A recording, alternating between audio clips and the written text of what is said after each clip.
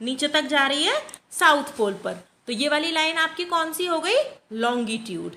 लेटी हुई लाइन है लैटिट्यूड, और खड़ी लाइन है ऐसी वाली जो नॉर्थ से साउथ की तरफ जाती है वो हो गई आपकी longitude. The lines of latitude and longitude form a network of lines called a grid. अब ये भी बड़ी इंटरेस्टिंग सी चीज है, ध्यान से देखिए। देखो ये हो गई आपकी लॉन्गिट्यूड, ये ऐसे करके आ रही है नॉर्थ पोल से, ये हो गई आपकी लॉन्गिट्यूड। अब ये वाली हो गई आपकी लैटिट्यूड, ये लेटी वाली है। तो देखो ये जो लॉन्गिट्यूड है, ये जो लैटिट्यूड है, जब ये आपस में एक दूसरे को क्रॉस कर रही हैं तो देखो ये इस तरीके से बॉक्सेस बना रही है ना, इनको बोलते हैं ग्रिड। ये पूरा ग्रिड सिस्टम दिखेगा आपको, ये देखो बॉक्सेस दिख रहे हैं आपको, ये देखो ये रहा इस टाइप के बॉक्सेस।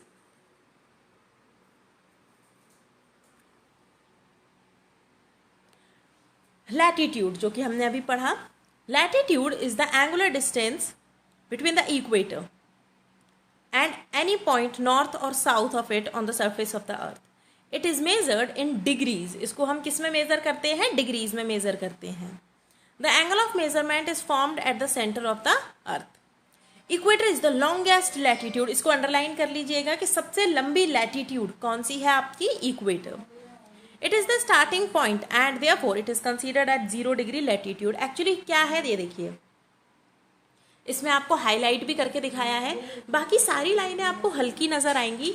एक ऐसी लाइन बीच में, एक ऐसी लाइन जैसे अगर मैं इसको मानूं ये पूरी एक बॉल है, ये पूरी एक बॉल है, तो इस बॉल को अगर मुझे हाफ पार्ट्स में डिवाइड करना है, इसके 2 हिस्से करने हैं, तो मुझे इसे जस्ट बीचों बीच से इसको कट करना होगा, तभी इसके 2 पार्ट्स होंगे। ये ऊपर वाला पार्ट यानी कि नदर्न हेमिस्फीयर, ये नीचे वाला part this is southern hemisphere. और इन दोनों पार्ट्स को डिवाइड करने के लिए इसको बीच में से कट करना होगा, और बीच में से कट करेंगे हम इस लाइन से। दिख रही है आपको ये जो कलरफुल लाइन दिख रही है मोटी सी, दिस इज इक्वेटर। ये कौन सी लाइन है, इक्वेटर। ये लाइन आपके पूरे अर्थ को 2 पार्ट्स में डिवाइड करती है, 2 इक्वल पार्ट्स में डिवाइड करती है। ये वाला पार्ट इस वाले पार्ट के बराबर है। ऊपर वाला पार्ट ये नॉर्थ पोल था तो ये हो गया आपका नदर्न हेमिस्फीयर, ये साउथ पोल था ये हो गया आपका सदर्न हेमिस्फीयर। इसका आप देखिएगा डिग्री, डिग्री कौन सी होती है आपकी, 0 डिग्री। देखो यहां पर लिखा भी है,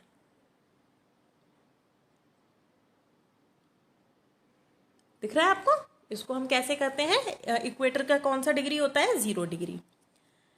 देयर आर 90 पैरेलल्स, अंडरलाइन करिएगा 90 पैरेलल्स हैं। They are denoted by N. तो नॉर्थ वाली जितनी भी लाइंस होंगी उनको हम एन से डिनोट करेंगे, और जो साउथ वाली होंगी उनको साउथ से एस से डिनोट करेंगे।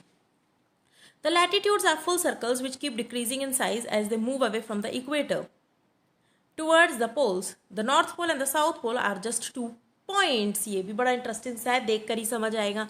तो हम बात करेंगे यहाँ पर लैटिट्यूड की। तो लैटिट्यूड की देखिए जरा बात करें तो देखो ये सबसे लंबी लैटिट्यूड हो गई इक्वेटर। देखो ये हुई उससे छोटी, ये और छोटी हुई, ये और छोटी हुई, ये भी छोटी हुई, फिर ये और इससे ज्यादा छोटी हुई। यहां तक पहुंचते पहुंचते क्या रह गया, सिर्फ एक पॉइंट रह गया। तो ये नॉर्थ पोल और साउथ पोल सिर्फ एक पॉइंट होते हैं। इंपॉर्टेंट पैरेलल्स ऑफ लैटिट्यूड, इसको अंडरलाइन कर लीजिएगा, ये काफी इंपॉर्टेंट है और ये आपको मैं हीट जोन में ही दिखाने की कोशिश करती हूँ। इसमें आपका नहीं लिखा है, चलिए मैं आपको इसी में एक्सप्लेन कर देती हूँ। Apart from the equator, there exist some other important latitudes. They help to divide the earth into different zones. तो देखिए जरा, N लगा हो तो समझ लो वो नदर्न हेमिस्फीयर में है वो लाइन, और अगर आपका S लिखा हो तो आप मानेंगे कि वो सदर्न हेमिस्फीयर में है। तो ट्रॉपिक ऑफ कैंसर है एक latitude, this is 23.5 degree north. Tropic of Capricorn, this is 23.5 degree south, यानी कि ये साउथ सदर्न हेमिस्फीयर में है। Arctic circle 66.5 degree north and Antarctic circle is 66.5 degree south. अब हम बात करेंगे हीट जोन्स की। देखो हमारी जो अर्थ है, जब इस पर लाइट पड़ती है, देखो यहाँ से अगर हम इसको अगर एक टॉर्च लगाएंगे और इस पर हम लाइट डालेंगे तो देखिए इसका कुछ एरिया होगा जिस पर डायरेक्ट लाइट जाएगी, है ना, वो एरिया ज़्यादा गर्म होगा। कुछ एरिया ऐसा होगा ये वाला और ये वाला, जहाँ पर लाइट कम जाएगी, यानी लाइट का मतलब हम अगर यहाँ पर टॉर्च लगा रहे हैं तो हम उस टॉर्च को मान रहे हैं कि वो सन है, तो जो सन की रोशनी है वो यहाँ पर सीधी जाएगी, उसकी हीट सीधी जाएगी, तो ये वाला एरिया बहुत गर्म हो जाएगा। इक्वेटर के पास वाला, देखो कलरफुल लाइन इक्वेटर हो गई, और ये इसके पास वाला एरिया गर्म हो जाएगा बहुत ज़्यादा, क्योंकि इस पर सीधी लाइट आएगी। थोड़ा सा अगर ऊपर देखें और यहाँ पर देखें तो जो रेज हैं वो स्लैंट हो जाएंगी, और आपकी जो हीट है वो भी कम जाएगी यहाँ पर और यहाँ पर। अब हम यहाँ की बात करें तो यहाँ तो बिल्कुल भी रोशनी नहीं पहुँचेगी, ना ही उसकी हीट पहुँचेगी, है ना। तो अब आपको हीट जोन ज़्यादा अच्छे से समझ में आएंगे। As we move away from the equator, not only the size of the latitudes decreases, but also the temperature.